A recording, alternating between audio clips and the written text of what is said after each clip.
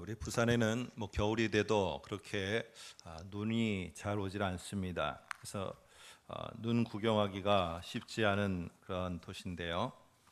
그렇지 않고 이 부산만 잠깐 벗어나면은 겨울이 되면은 온통 눈 때문에 차들이 거북이 걸음을 하면서 눈길에 빠지고, 그리고 서로 간에 추돌 사고가 있고 이런 것들을 심심치 않게 보게 됩니다. 그래서 분명히 출발지에서 떠나서 목적지까지 가는데, 가다 보면은 어떤 때는 그 중간쯤에 그 눈에 빠져갖고 이 자동차들이 계속 헛바퀴만 돌면서 어떻게든지 그곳에서 벗어나려고 몸부림치는 걸 보게 됩니다. 그러다 보면은 옆에 사람들이 좀 도와주면서 이 모래도 뿌리고 여러 가지 도움을 주면서 이 차들이 그 웅덩이 안에서, 눈길에서 이제 벗어나고 또 이제 앞으로 목적지를 향해서 가는 경우를 보게 됩니다. 그런데 그 중에 이렇게 두 종류의 사람이 나타나게 됩니다. 한 종류의 사람들은, 거의 대부분의 사람들이 그럴 것 같습니다. 어쨌든 제가 이렇게 눈에 빠졌을 경우, 또 여러분들이 빠졌을 경우, 그리고 눈에 빠진 그 웅덩이에서 벗어나면은 그저 내가 가는 목적지를 향해서 다시 가게 됩니다. 이게 보통 사람들의 모습입니다. 근데 어떤 사람은요, 자기 그 뒤 트렁크에서 조그마한 야삽을 꺼내 들고는, 그리고는 자기 트렁크에 있었던 모래주머니 아니면 옆에 있는 제설함에서 모래를 꺼내서 자기가 빠졌던 장소에 그대로 모래를 채워넣는 걸 보게 됩니다. 여러분, 왜 그럴까요? 나는 이미 빠져나왔는데. 그것은 바로 그 자기가 빠진 그거의 경험을 통해서 이 사람은 자기가 뭘 할지를 알게 된 겁니다. 자기가 그 힘들었던 웅덩이를 빠져나옴을 통해서 나는 됐다가 아니라 자기는 무엇을 해야 되는지를 안 겁니다. 그것은 바로 다음에 오는 차들이 똑같이 반복해서 그곳에 빠지지 않도록 자기가 해야 될 일은 모래를 채워넣는 이 사명인 것을 알게 되는 거죠. 여러분, 우리도 마찬가지입니다. 하나님께서 우리에게 약속을 주셨고, 우리는 그 약속의 성취를 예수 그리스도를 통해서 얻었고, 또 다른 약속을 주셔서 이제는 그 약속을 향해서 가는 과정 속에 있습니다.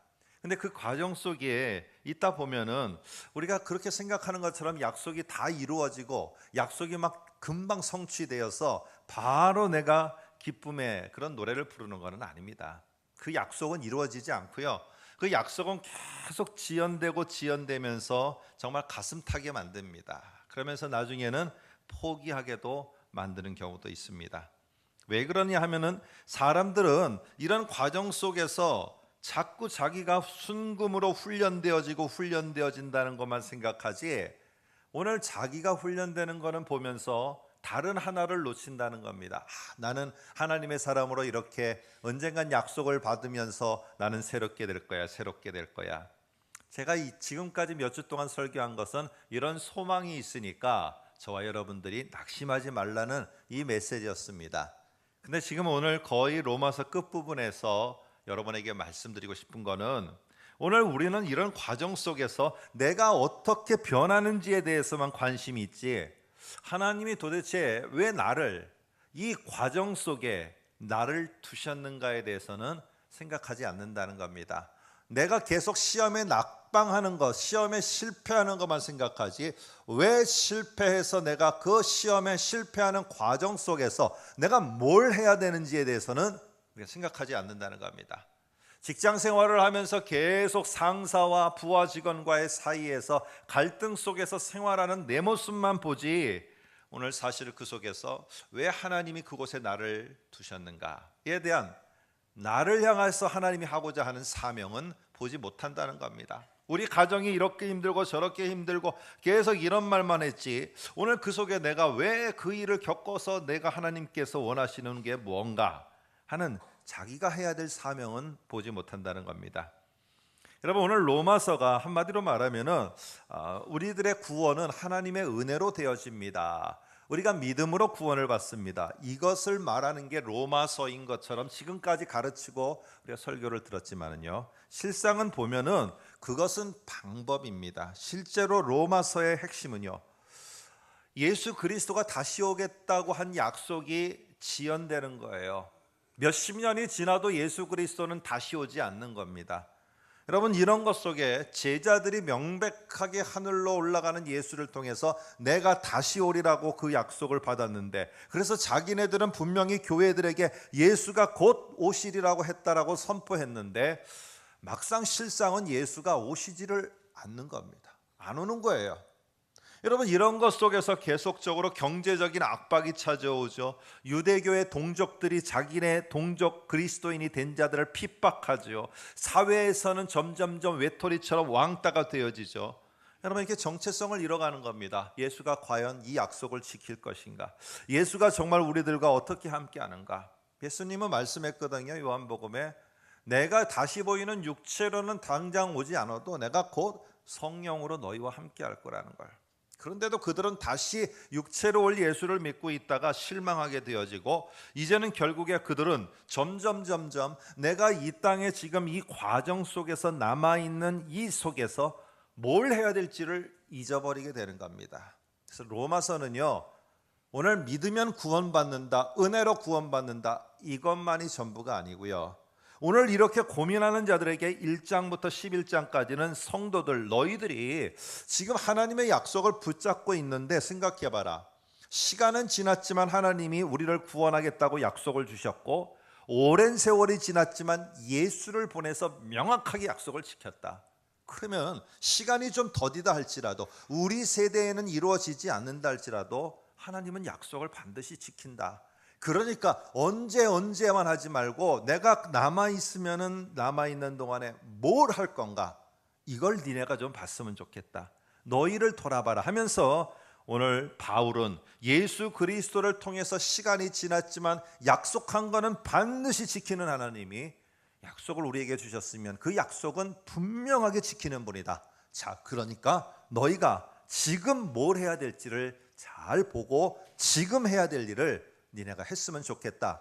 이게 로마서의 진짜 핵심입니다. 그래서 1장부터 11장까지는 니네가 어떤 사람이냐, 예수를 통해서 하나님의 약속을 이루었는데 그런 하나님이 너희를 포기하겠느냐? 절대 너희 포기하지 않는다. 너희 절대 포기하지 않아 하면서 용기와 함께 그 삶으로 나아가게 합니다. 근데 12장부터는 한번 보시면 12장 1절에 그러므로 라고 이렇게 딱 시작합니다. 완전히 전환이 일어나죠. 그래서 어떻게 하느냐 하면은 이때부터는 이제는 바울이 바로 직접적으로 다이렉트로 명령을 합니다. 너 이렇게 살아. 너 이렇게 살아.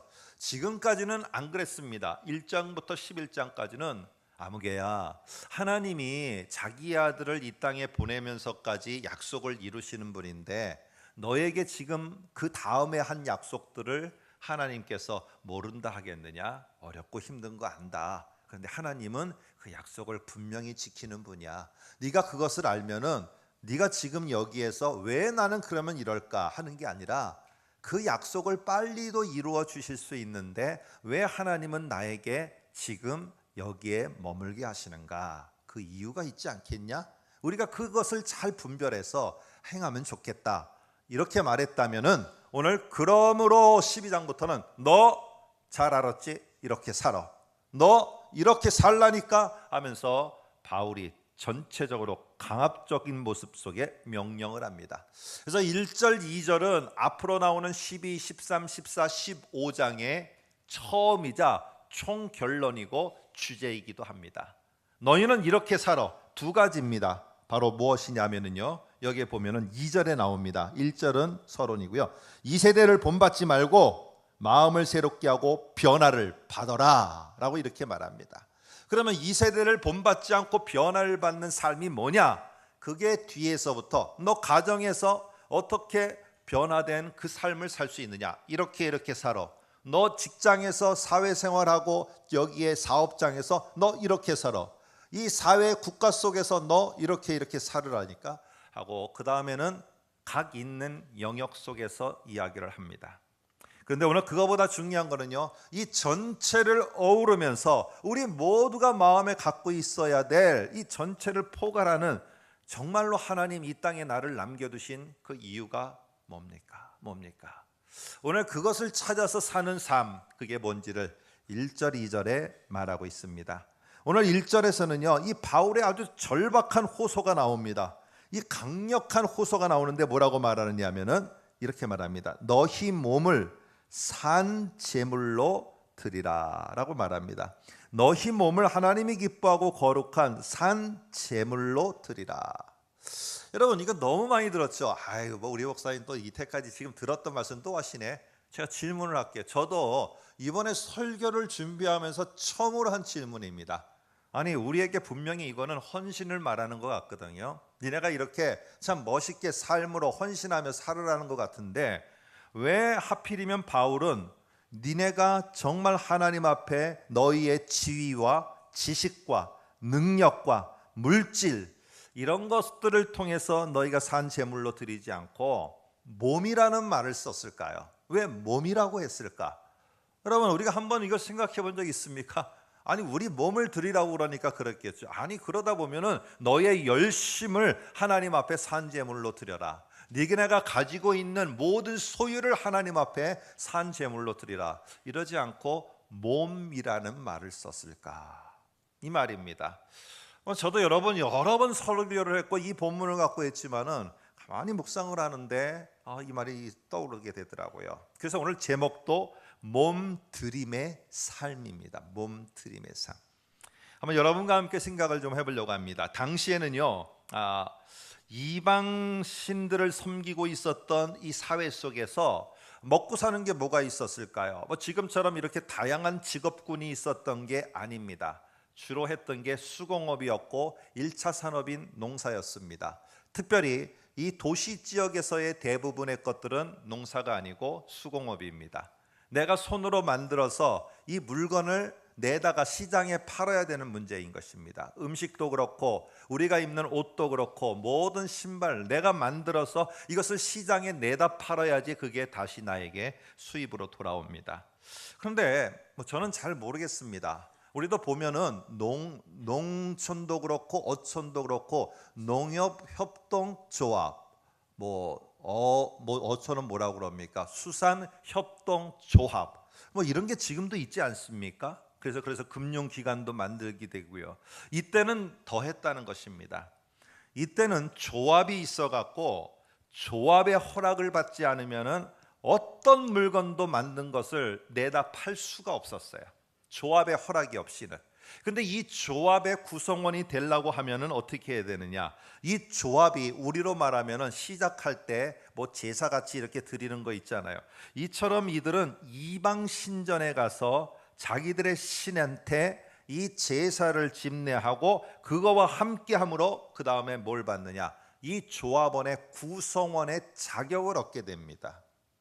지금은 안 해도 상관없잖아요. 근데 그 당시는 그렇지가 않았어요. 그러다 보니까 그 이방 신전에 가서 제사를 드릴 때 반드시 하는 게 뭐냐면은 남자들은 신전에 있는 여자 창기들과 그리고 여자들은 그 신전에 있는 남자 창기들과 자기의 몸을 섞어야 됐어요. 이걸 통해서 그 신이 기뻐하고 인정을 해주면 그때부터 조합원이 돼서 장사를 할 수가 있게 되어졌습니다. 이게 고린도 교회의 성도들의 갈등과 문제였고 에베소 교회의 성도들의 고민과 갈등이었어요. 내가 장사를 해서 내가 벌어서 우리 아이들, 부인, 우리 가족들 먹여 살려야 되는데 내가 기독교인이라고 조합원에 가입을 하지 않으면 이 신전의 제사의식에 참여를 하지 않고 내 몸을 그렇게 창기와 섞지 않으면 이 생활을 할 수 없어요. 내 아이 교육을 못 시켜요. 우리로 말하면 복지시설 아무 혜택도 못 받아요. 장사도 못 해요. 우리는 굴파고 살아야 되는 거예요. 여러분 이럴 때 기독교인들 속에 어떻게 했느냐? 예수를 믿고 교회를 섬기는 일은 따로 내 몸을 창기와 섞어서 신전에 바치고 그리고 조합원이 되는 것은 따로예요. 이거는 내 삶이고 보편적인 일이지 이거는 신앙과 아무런 관계가 없다고 생각했습니다. 여러분 이러다 보니까 바울은 몸을 강조할 수밖에 없었어요. 몸을 강조하며 결국에 이 몸을 어디다가 지금 니네가 섞어 몸을 드리는 것을 해야 되느냐? 너희가 어렵고 힘든 거 안다. 너희가 장사를 할 수 없는 거 안다. 그렇다고 너희 몸을 저기 이방 신전에다가 너희 몸을 들여 너희가 살고자 하고 너희가 그것이 옳다고 또한 선택하면은 너희의 몸들임이 과연 하나님이 기뻐하는 거겠느냐. 오늘 이러면서 몸이라는 말을 결국에 강조할 수밖에 없는 상황인 것이 되었습니다. 여러분, 우리는 그러면 이 몸은 아닙니다. 지금 우리는 아니에요. 우리에게는요, 내가 가지고 있는 소유가 있어요. 근데 내가 가지고 있는 감정도 있고 생각도 있어요. 내가 가지고 있는 판단력도 있어요. 근데 이걸 갖다 다 어떻게 하느냐? 기독교인으로서는요, 속이지 않고는 장사를 할 수 없는 거예요. 장사를 못 하겠는 거예요. 여러분, 어떻게 생각하겠어요? 과일을 갖다가 이제 끝 무렵에 수박이 있는데 지금도 수박이 맛이 있나요? 그러면 장사하는 분이 생각해 보세요. 지금 수박이 맛이 있겠어요? 맛 되게 없어요. 사갖고 갔다가는요 절대로 후회할 거예요. 여러분, 이렇게 어떻게 장사를 하겠어요? 못해요. 제가 직장 다닐 때 자재과장을 했어요. 자재에 물건이 모자라요. 그런데 어떻게 하느냐? 사장님이 시키는 거예요. 뭐라고 말하느냐? 저기에 물건 받을 때 5개 덜 받았다라고 말하는 거예요. 그래서 5개 채워 넣으라는 거예요. 여러분, 이거 어떻게 하면 좋겠어요? 제가 직장 다닐 때 받는 이 괴로움입니다. 어떻게 했는지 궁금하시면 나중에 물어보세요. 지혜롭게 하는 방법을 가르쳐 드릴 테니까. 제가 말씀드렸죠? 술자리에 참석해서도 안 먹는 방법. 내가 사면 돼요. 그럼 내가 주도권이 있어요. 어디 간다고요? 칼국수집 가면 돼. 내가 주도권을 가지면은 이거는 해결될 수 있어요.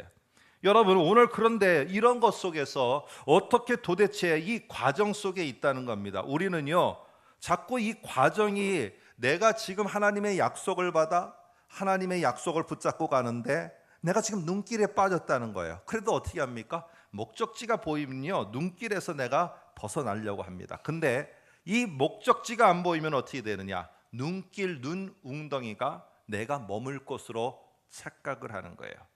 그러면 그때부터 어떻게 됩니까? 내 몸이 목적이 돼요.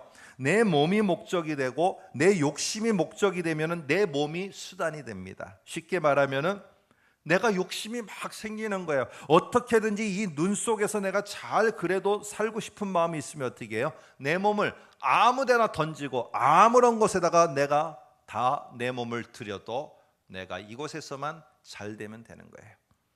오늘 그뿐만 아니라 내 몸이 잘 되기 위해서는요, 하나님도 좋아요. 그리고 저기 아데미 여신도 괜찮아요. 우리가 성역 공부 이번에 구약기간 할 때 보셨지만은 가슴이 많은 아데미 여신에게 내가 가서 똑같은 음란행위를 하는데 내 몸을 던져서라도 저 아데미 여신이 풍성하게 주면은 오케이, 괜찮다는 거예요. 그리고 주일날 어디에 와요? 예배에 와서 예배 드리는 거예요. 그리고 평일은 어디 가요? 아데미 신전 또 가는 겁니다. 오늘 여러분, 이런 모습 속에서 결국 왜 그랬느냐? 약속을 붙잡고 사는데 여기가 나의 전부라고 여기니까 어쨌든 내 몸이 이곳에서 잘 되기 위해서는 기도도 그렇게 해야 돼요. 여러분, 기도를 하는데 기도에 100이라는 것을 하고 있습니다. 100 정도의 기도를 하고 있어요. 근데 그 중에 여러분, 내가 내 몸을 하나님께 이렇게 드려야 되는데 죄송합니다. 하나님, 내 몸을 이렇게 드리지 못했네요. 하나님, 내 몸을 하나님께 이렇게 드리길 원하는데 그렇지 못했네요. 이 나를 돌아보는 기도가 100 가운데 얼마나 됩니까? 대부분은 우리가 하는 기도는 뭐냐? 내 몸이 이렇게 잘 되게 해주세요. 내 몸이 이렇게 잘 되게 해주세요. 내 몸에서 나온 아이가 이렇게 잘 되게 해주세요. 대부분의 기도는요, 내 몸이 어떻게 하나님께 몸드림이 되는지에 대한 기도가 아니라 내 몸이 어떻게 잘 되는지에 대한 기도가 대부분의 기도 제목일 겁니다. 새벽이든 저녁이든 밤이든 한번 기도한 내용을 되돌아보시기 바랍니다. 하나님, 이것도 다 기도했는데 돌아보면 내 몸 잘 되는 게 거의 대부분 99%예요. 그러다가 혹 설교가 떠오르면은 하나님 죄송합니다. 내 몸드림이 저 아데미 신전을 오늘도 찾아갔네요. 하나님, 내 몸이 당신이 기뻐하는 곳에 몸드림이 되어야 되는데 하나님 정말 송구합니다 하면서 나를 돌아보는 것은 얼마나 되는가 하는 겁니다. 여러분, 이 문제는 오늘 이 로마서의 뒤에 부분에만 나오는 게 아니고요. 그래서 자꾸 로마서를 우리가 공부할 때 1장부터 11장까지는 교리 이론입니다. 12장부터 15장까지 16장은 인사니까요. 15장까지는 실천편입니다. 오늘 여러분 이렇게 로마서를 배우시는데 아닙니다. 오늘 1장부터 12장까지도 실천이에요. 12장부터 15장까지도 실천이에요. 그런데 그 실천을 하도록 바울이 권면하는 방법이 다를 뿐이에요. 1장부터 11장까지는 예수 그리스도가 이 땅에 오셔서 너의 약속을 이루어준 것처럼 하나님은 절대 너를 포기하지 않아. 용기 내고 힘내. 이랬다면 12장부터 그러니까 너 이렇게 좀 똑바로 살으라니까. 여러분 이렇다는 겁니다. 방법의 차이이지 메시지는 다르지 않다는 거예요. 왜 그러느냐? 한번 6장 12, 13절 앞에 화면을 보세요. 제가 색깔로 해놨기 때문에 몸에 개인적인 욕심에 자꾸 순종하지 말고 거기에 순종해서 너희 몸을 불의의 무기로 죄에게 내어주지 말고. 이게 무슨 말인지 이제 이해가 되셨죠? 내 몸을 자꾸 죄의 무기로 내어주는 게 뭐예요? 아데미 여신 또 다른 이방의 신전에 내 몸을 드리고는 장사해서 수입 얻고, 그래서 내가 윤택함 얻고, 그래서 내가 복지시설의 혜택을 받고, 황제를 주라고 고백하고 황제가 주는 그 로마 제국의 혜택을 받고, 너희 무가 왜 자꾸만 개인적인 욕심에 순종하여 너희 몸을 불의의 무기로 드리느냐? 그리하지 말라는 거예요. 뭐라고 말하느냐?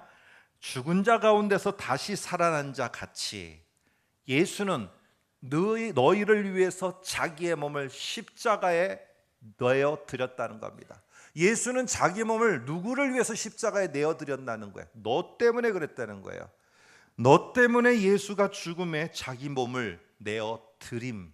그것처럼 너희도 이제는 너의 몸을 의의 무기로 하나님께 기뻐하시는 그 모습으로 드리기를 원한다.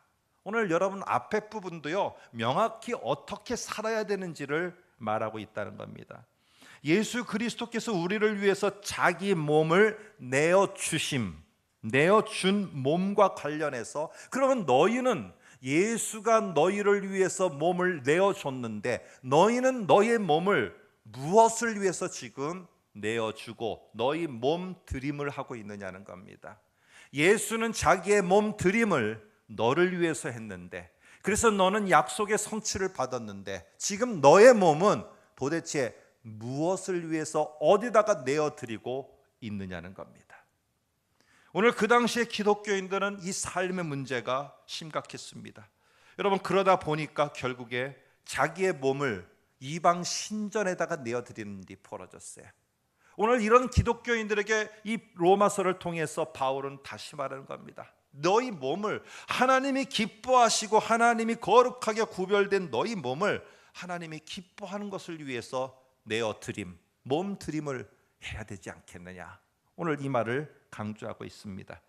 여러분 우리의 몸 드림은 공덕이 아닙니다. 내가 뭔가를 했기 때문에 이렇게 해주시오, 내가 뭔가를 했기 때문에 내 요구가 반영되지 않으면 데모스트레이션 해갖고 나 못합니다 하고, 여러분 이러는 게 몸 드림의 진정한 본질이 아닙니다.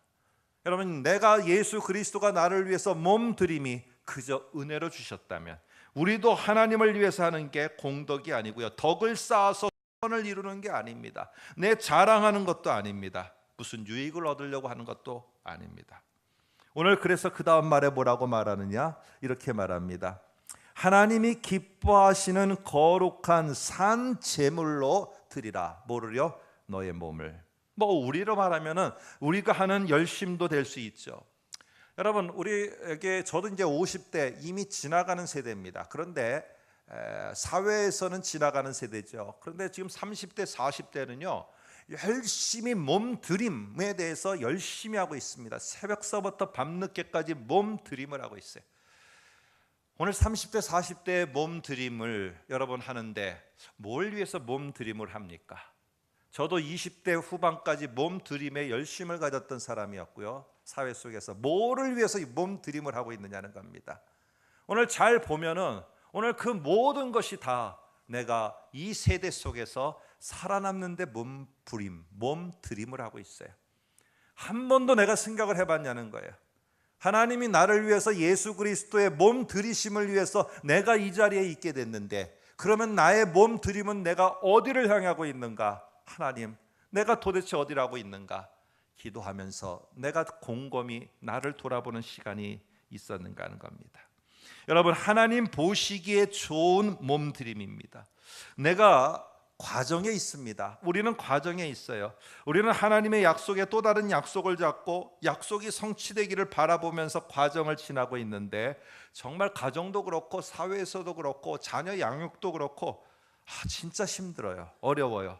그러다 보니까 우리는 하나님이 나를 이렇게 잘 훈련시켜서 쓰실 거야 소망을 가져야 됩니다. 그런데 하나 더, 왜 하나님은 그 나를 훈련시키는 이 기간을 바로 내일 끝내버리고 나를 약속을 주셔서 성취하여 바로 쓰시지 않고 나를 왜 이 과정 속에 이렇게 1년 2년 두시는가? 하나님 너무합니다가 아니라, 오늘 바울이 하는 말은 뭐냐?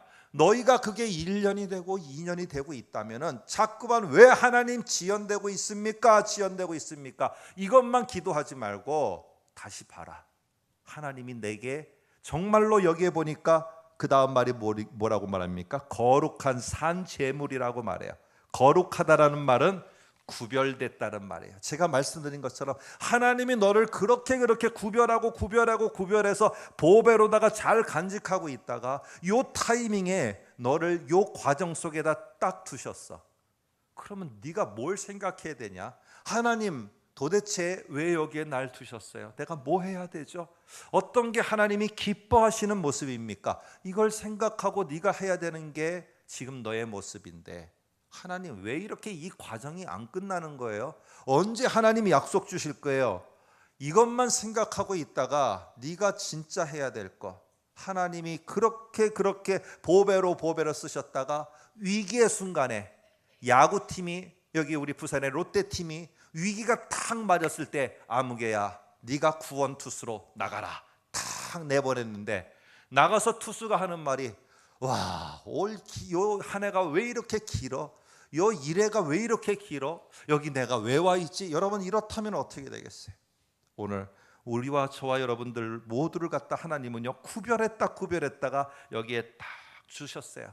그래서 내가 기뻐하는 그 모습을 네 몸들임으로 살았으면 좋겠다라고 말합니다. 그러면 우리가 어떻게 몸들임으로 하나님을 기쁘시게 하는가? 뒤에 보면은요 구체적으로 하나 구약도 인용해서 설명하고 가정과 직장과 상사와 여러 가지 것 속에 어떻게 해야 되는지 나와요.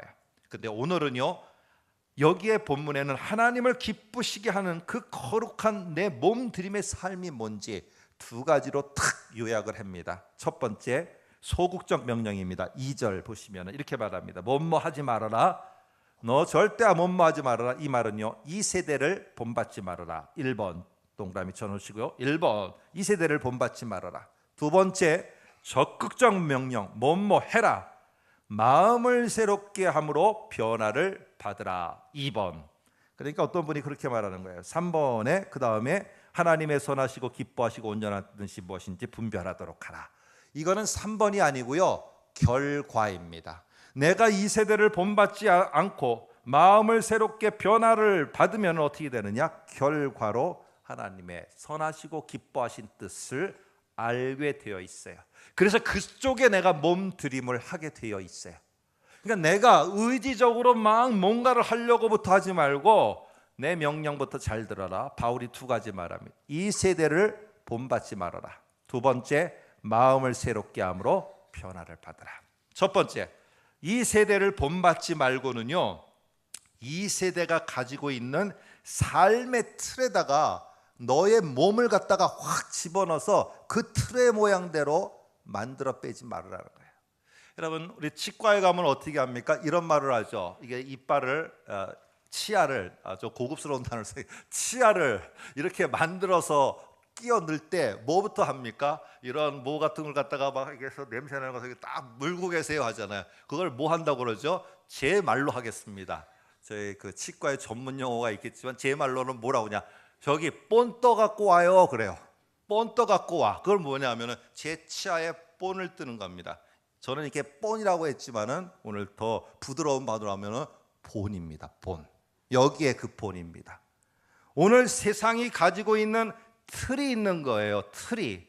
내 이가 가지고 있는 틀이 있는 거예요. 이 세대는요, 이 바울도 그렇고요. 바울이 어디서 자랐습니까? 유대교의 틀에서 자랐어요. 이 기독교인들이 어디서 자랐습니까? 유대교의 틀에서 몇 천 년을 내려왔어요. 여러분, 이 틀에서 빠져나와서 보니까 어떻게 하느냐? 예수가 가진 틀이 따로 있는 겁니다. 그런데 자꾸 유대인들은 어떻게 하느냐? 너 그렇게 하면 안 된다는 거예요. 우리의 틀을 벗어나면 안 된다는 겁니다. 그러니까 기독교인들이 어떻게 하느냐? 유대교의 틀에다가 다시 자기 몸을 집어넣어 버리는 거예요. 유대교의 틀에다가 집어넣어 놓고 유대교의 틀에 맞으면 오케이, 너 구원. 유대교의 틀에 안 맞으면 어떻게 해요? 너 구원 못 받았어. 예수 믿어도 안 돼. 이러니까 기독교인이 고민이 되는 겁니다. 그래서 이 바울도 이게 고민이 되는 거예요. 그래서 7장 24절 한번 앞에 화면 보시면은요, 제가 써놔드렸어요. 이게 고민이 되는 거 한번 띄워줘 보세요. 나는 곤고한 사람이로다. 이 사망의 이 틀에서 내 갇혀 있는 이 몸을 도대체 누가 나를 건져낼 수 있으랴? 이 바울도 괴로운 거예요, 괴로운 거. 근데 이게 여러분, 이것이 바울의 고민과 저의 고민, 여러분의 고민만 아니라 많은 자들의 고민이라는 겁니다. 로마 제국의 틀에 딱 있어요. 본이 있어요. 그러니까 나 같은 이 석고나 진흙이나 아니면은 이러한 흘렁불렁하는 것을 몸을 쓱 집어넣고 빼면 어떻게 돼요? 그 틀대로 빠져나오는 거예요. 로마 제국에는 황제를 주로 고백해야 돼요. 이 틀에다가 집어넣어 놓으면은요, 나오면은 어떻게 되느냐? 기독교인이 아니라 이제는 황제 숭배자가 된 거예요. 혜택은 많이 돌아와요. 로마 제국이 주는 수많은 혜택과 전리품은 돌아오는데 나는 로마 제국의 틀에 맞는 사람이 되어진 것입니다. 여러분과 제가 원하는 것은 여기에 보시게 되면은 우리의 이 세대 속에 사는데 그 틀 속에 갔다 오면은요, 내가 원하는 거 물질도 얻고 지위도 얻어요. 이 세대의 틀대로 움직이면은 속이고요, 다른 사람 좀 누르고 올라가고 경쟁해서 다른 사람 누르고 올라가면은요, 이 세대의 틀 속에 들어갔다 나오면은 내게 돌아오는 내가 원하는 거 얻어요. 그런데 내 모습은 기독교인의 형상과 틀이 아니에요. 틀에서 나온 게 아니에요. 나는요, 이 세대의 모습으로 바꿔져 있는 사람인 거예요. 그래서 여기에 본받지 말라라는 말에는 형태와 형상이라는 의미가 들어가 있어요. 여러분 잘 보시면 무조건 본받지 말으니까 따르지 말아라, 이것보다 더 강한 게요, 틀, 형상이 있다는 거예요. 그래서 여기에는 이 세대의 형상이 있어요. 이 말을 강조하는 거예요. 왜 그러느냐? 하나님의 형상과 대조하려고. 하나님의 형상대로 지음받은 자는요, 여기에 과정에 있던 어떤 것에 있던 먼저 생각할 게 뭐냐면은 하나님이 형상으로 나를 지으시고 나를 이곳에 둔 것은 하나님의 목적이 있다는 거예요. 그 목적을 따라 움직이는 자들은 누구냐? 하나님의 형상대로 하나님의 틀에서 나온 자들이에요. 그런데 세상에 살다 보니까 그렇게는 못 살겠는 거예요. 너무 어려운 거예요. 그러니까 어떻게 해요? 내 자신을 다른 틀 속에 넣어버려요. 어느 틀이요? 이 세대의 형상 틀에다가 나를 넣어버립니다. 그래서 바울은 이러한 기독교인들, 이러한 로마 교회, 에베소 교회, 고린도 교회, 이 사람들이 너무 안타까운 거예요. 그래서 1장 23절에 보니까 이렇게 말합니다. 앞에 화면을 보시면 하나님의 영광을 썩어질 사람과 새와 짐승과 기어다니는 동물, 그 다음 말입니다. 모양의 우상으로 왜 바꾸고 있느냐? 왜 도대체 너는 하나님의 형상으로 니네가 해야 될 일이 있는데 니네는 왜 도대체 세상의 틀, 남을 어떻게 하는 것, 내가 이렇게 성공하기 위해서는 이런 방법을 쓰는 것, 왜 이런 틀에다가 네 자신을 집어넣어 놓고 너는 그렇게 사느냐?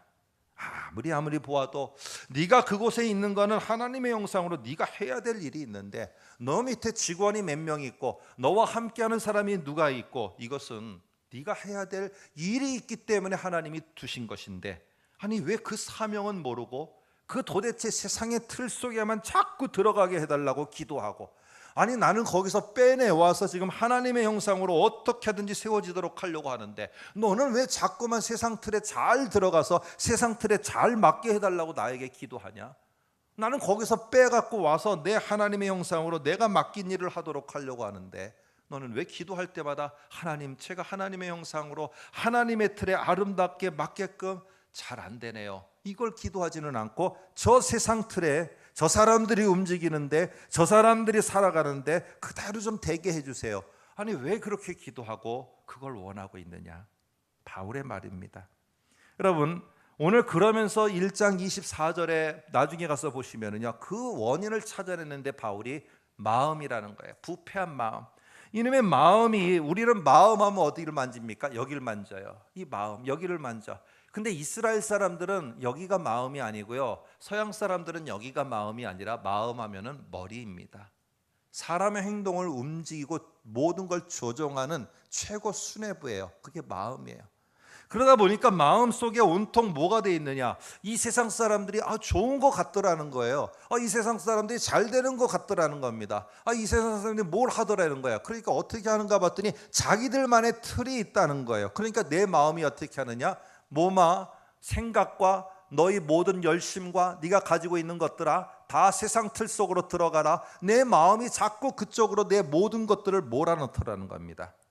여러분, 그래서 어떻게 하느냐? 오늘 바울은 두 번째로 네가 적극적으로 해야 될 게 있다. 바로 두 번째 2절 보시면은 마음을 새롭게 함으로 변화를 받으라 라고 말합니다. 다른 성경을 한번 가져오겠습니다. 에베소서의 4장에 보면은 에베소도 똑같은 문제였습니다.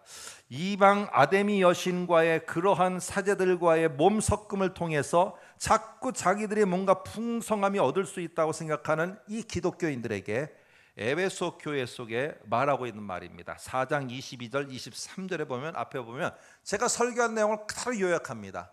유혹의 욕심을 따라 썩어져가는 구습, 이 세대의 틀을 따르는 옛사람을 벗어버리고 오직 너희의 심령, 마음의 영을 새롭게 함으로 내가 이 세대의 틀에서 내가 더 이상 빠져들지 않고 하나님의 형상의 틀로 내가 바꿔가자. 네 마음을 바꾸어라. 이것부터 돼야지 네 몸이 그쪽을 향하게 되고 하나님이 기뻐하는 쪽으로 몸이 움직여가고 하나님이 기뻐하고 그렇게 한 선한 모습을 따라 네 몸이 그것을 따라가게 될 것이라는 겁니다. 여러분, 결과가 어떻게 됩니까? 결과는 결국에 2절에 보니까 이렇게 끝으로 맺습니다. 결과는 하나님의 선하시고 기뻐하시고 온전하신 뜻이 무엇인지 분별할 수 있게 되리라. 어떻게 하면은요, 내 마음이 변화되면, 소극적으로는요 이 세대의 틀에 자꾸 들어가지 않으려고 하면 하나님의 뜻을 분별하게 된다는 것입니다. 내가 뭘 해야 될지를 보게 된다는 겁니다. 여러분, 가나안 땅에 들어간 이스라엘 백성들이 있었습니다. 가나안 땅에 들어가니까 하나님의 약속이 성취된 것 같았어요. 그런데 들어가서 보니까 하나님의 약속의 성취가 다 되면 나 이제 마음껏 내가 먹고 자고 즐기고 누릴 수 있겠네. 그게 아니었어요. 싸워야 되는 거예요. 여호수아 시대는 어떻게 합니까? 계속 자기의 사명을 보는 겁니다.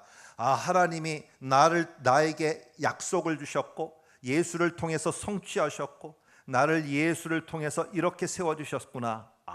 이제는 다 됐게. 그게 아니고 사명이 보이는 겁니다. 가나안 땅에서 싸워야 되고 내가 거기에 가서 점점 하나님의 영역들을 넓혀가는 걸 보게 됐어요. 그런데 어느 순간인가 갑자기 뭐가 되느냐, 신앙생활 처음 하니까 이런 감격 속에서 하나님 앞에 봉사해도 감사하고 이거 해도 감사하고 없어도 감사하고 하나님 감사했는데 시간이 지나니까 어떻게 되느냐, 사사기 시대가 되고 점점 되니까 마음속에 탐심이 들어오게 됐어요. 우리는 왜 저 사람들처럼 못 사는 거지? 우리는 왜 저 사람들처럼 안 되는 거지? 아니, 하나님이 약속해서 준 땅인데 왜 저 사람처럼 우리는 안 되는 거야? 가만히 보니까 그 사람들만의 가나안의 틀을 가지고 있었어요. 바알을 섬기는 틀, 그리고 그 사람들이 가지고 있는 틀이 있었어요. 그러다 보니까 우리도 그러면 저 틀에 맞추자. 그러면 우리도 저렇게 될 거 아니냐? 그래, 좋다. 이쪽에서는 하나님 제사하고 저쪽에서는 바알과 아사랴 속에 내 몸을 또 맞춰서 또 하고. 여러분, 결국 이것 때문에 그들은 뭘 잃어버렸느냐? 조금 풍성함과 정착생활, 아파트는 얻었는지 모르지만 하나님이 정말 소중하게 여기는 사명은 잊어버렸어요. 그게 구약 전체까지 갑니다. 그게 구약 끝날 때까지 가요. 나라가 망할 때까지 결국 가게 됩니다. 여러분, 우리 모두는 하나님이 약속을 시작하셨고 성취하시고 완성해가는 어딘지 여러분들과 저 속에는 과정에 있습니다. 그런데 그 과정 속에 즉각적으로 완성과 모든 것이 다 이루어지는 걸 탁 주지 않고 과정에서 고민하게 만들고 과정에서 계속 맴돌게 만드는 이유가 뭡니까? 저와 여러분을 수렁에 빠뜨리려고요? 절대 하나님은 그런 분이 아닙니다. 절대 그렇지 않아요. 우리를 그곳에 둔 이유는 딱 하나입니다. 그것은 바로 무엇이냐? 내가 거기에 왜 뒀는지, 하나님의 기뻐하시고 온전하신 뜻이 무엇인지를 알아. 하나님 앞에 기뻐하는 거룩한 산제물로 너의 몸드림을 통해서 하나님이 기뻐하시는 일을 하도록 하기 위해서입니다. 요걸 마치면 어떻게 되느냐? 요 과정은 끝나가는 겁니다. 여러분, 이 과정 속에서 내가 1단계 레벨에서 영어 테스트를 했는데 기가 막히게 유창하게 해요. 그런데도 선생님이 너는 1단계에 있어라? 절대 그렇지 않습니다. 패스하면은 오케이, 그 다음 단계 가는 겁니다. 저와 여러분들이 이 과정에 있다는 것은 하나님이 여러분들을 단지 훈련만 시키고 머물려고 하는 것도 아니고요, 이 과정 속에서 니네가 마지막이니까 여기서 고생고생하다 끝나라, 그것도 아닙니다. 진짜 목적은 무엇이냐? 우리를 통해서 하나님이 원하시는 정말 소중한 일이 이곳에 있다는 것입니다. 저와 여러분이 그것을 잘 감당하심으로 하나님 앞에 기뻐하는 하나님의 형상으로 제발 되어지는 저와 여러분들 모두가 되시기를 주님의 이름으로 축복합니다. 여러분 옆에 분에게 같이 한번 인사하도록 하겠습니다. 우리가 하나님께 몸드림의 삶을 삽시다. 하나님께 몸드림의 삶을 삽시다. 아멘. 기도하겠습니다.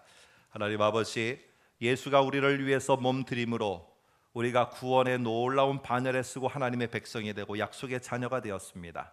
그렇지만 수많은 우리들 앞에 오는 도전 속에서 우리는 하나님, 우리의 몸을 하나님이 기뻐하시고 원하시고 온전하신 뜻을 따라서 드리는 것이 아니라 내가 몸을 더 가꾸기 위해서 하나님께 오히려 간청을 합니다.